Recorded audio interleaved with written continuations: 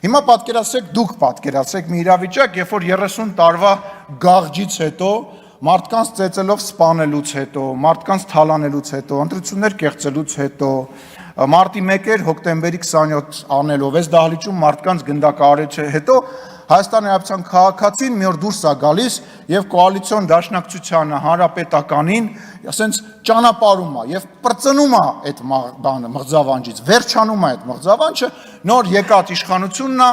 եւ ընդամենը մի տարի հետո սկսում է համաճարակ, համաշխարհային համաճարակ։ Համաճարակի ընթացքում Թուրքիան եւ Ադրբեջանը, որոնք իրար հետ մոտավորապես 110 միլիոն են կազմում, ել չեմ ավելացնում Պակիստան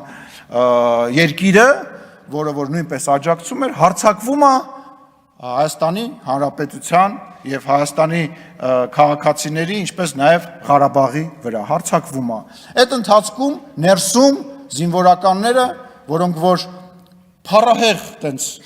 գովաբանված էին վերջին 30 տարվա ընթացքում, սկսում են սուտ տեղեկություններ պատմել ռազմաճակատում տեղի ունեցած իրավիճակի ժամանակ։ 5 տարբեր տեղեկություն են հայտնում, մեկը մի բան ասում, մյուսը մի բան ասում։ Այս նոր իշխանությունը բնական է տենց ընտրված, առաջին անգամ ընտրված իշխանությունը փորձում է ինչ-որ ձևով իրավիճակը փրկի, որովհետև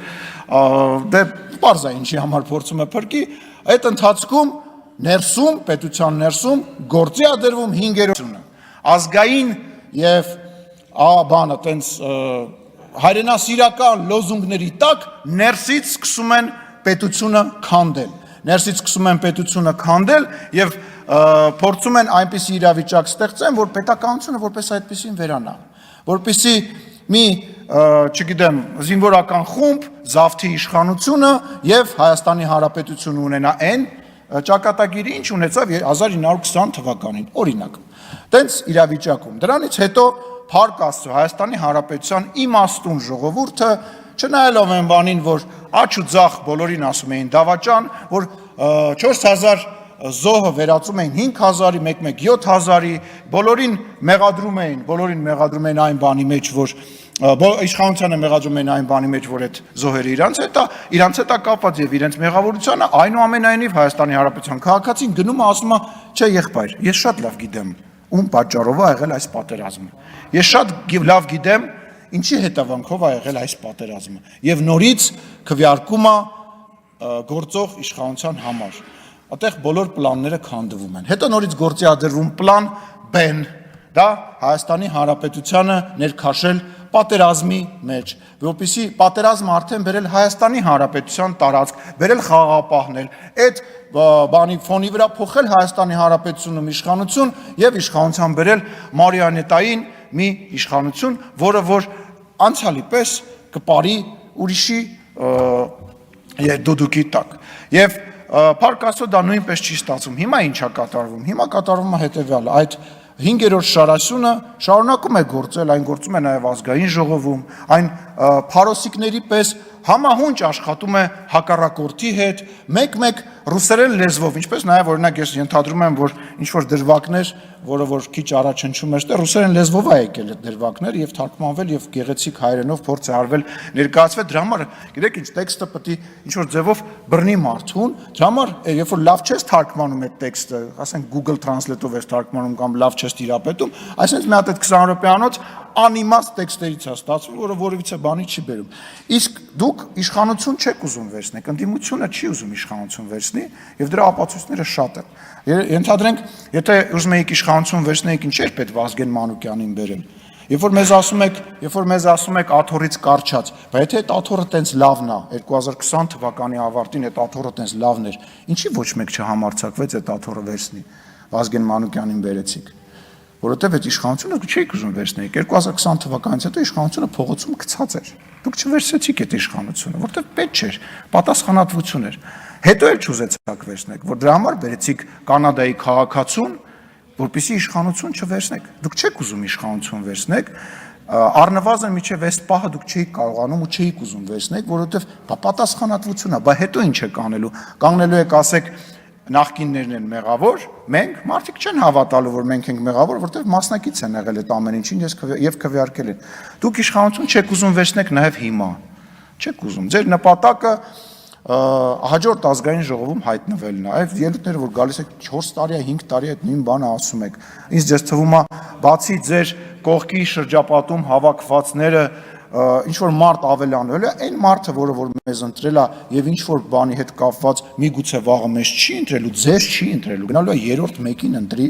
բայց ձեզ չի ընտրելու։ Նենց որ այդ որսը դադարեցրեք, դուք իրականում տուպիկի մեջ եք եւ այդ տուպիկը այտենց քաղաքական լուրջ տուպիկ է։ Այն նույն բաները, այն նույն, այսպես ասած, քաղաքական վերլուծաբանները, որոնք որ հիմա հայտնվել են ինտերնետում, ոդքասթներ են անում, հարցազրույցներ են տալի, դրա իմաստը ո՞րն է։ Հաջորդ ցուցակներում հայտնվել է։ Ես լավն եմ, դենց ելույթ եմ ունեցել, այսօրվա իշխանությանը քննադատել եմ, ինձ էլ վերսեք։ Հիմա հարգելի քաղաքացիներ, մրցույթը սկսված է։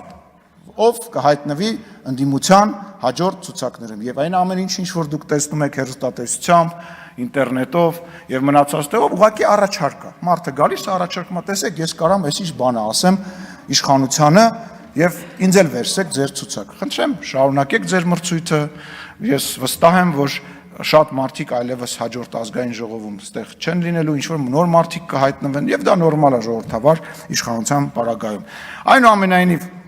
ինչ վերաբերում է դաշնակցության, ասում էր դաշնակցությանը փակել, ինչ որ սես բաներ խոսում, այն ինչ որ անում է դաշնակցության հայաստանյան այն կազմը, որը որ այսօր կա նաև Հայաստանում դաշնակցության փակման գործում չի արել որևիցե մեկը։ Այն ոնց որ դուք վարկաբեկել եք ու վարկաբեկում եք դաշնակցությանը, ոչ մեկ չի արել։ Դուք հայտնվել եք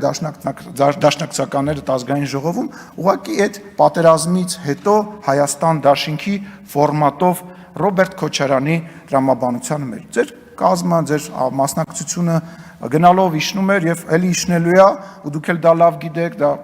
խայտարակություն է, շատ վատ է, դա իրոք տխրելու առիթ է, որովհետեւ մարդը 130 տարի քաղաքական դաշտում լինի ու գնալով իրան կորցնի։ Այնուամենայնիվ խնդիր ունեք եւ հաջորդ գումարման մեջ բնական է, որ այդքան ներկայություն չեք ունենալու, չգիտեմ ընդհանրապես կունենաք թե չեք ունենա, բայց վերադառնալով թեման, ես մի հարց ունեմ, էլի ձեզ հարգելի մեր հյուր լսում եք։ Բարև ձեզ, պարոն Հակոբյան։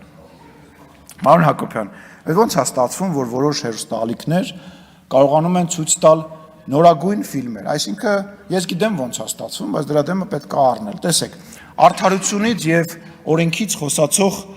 մեր լրատվամիջոցների, այսպես ասած, սեփականատեր լրատվամիջոցները ինչ են անում։ Վերցնում են նոր ֆիլմ, ենթադրենք 100 տարվա մենություն ֆիլմը, որը որ 2025 թվականի ֆիլմ է, ինչ որ երրորդական կազմակերպության հետ պայմանագիր են կնքում եւ որ իբր իրենք գնել են այդ ֆիլմը այդ կազմակերպությունից եւ առանց իրավունքները ունենալու ցույց են տալիս։ Ես ուզում եմ հասկանալ, ինչքան է տևելու այդ պիրատությունը այս արդար ընդդիմադիր հեռուստաալիքների կողմից։ Կրկնում եմ, պիրատությունը, գողությունը, արդար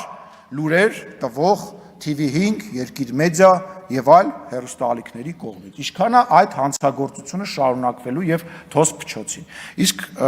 ասելու շատ բան կա, վստահ եմ դուք էլ ինձ առիթները կտաք։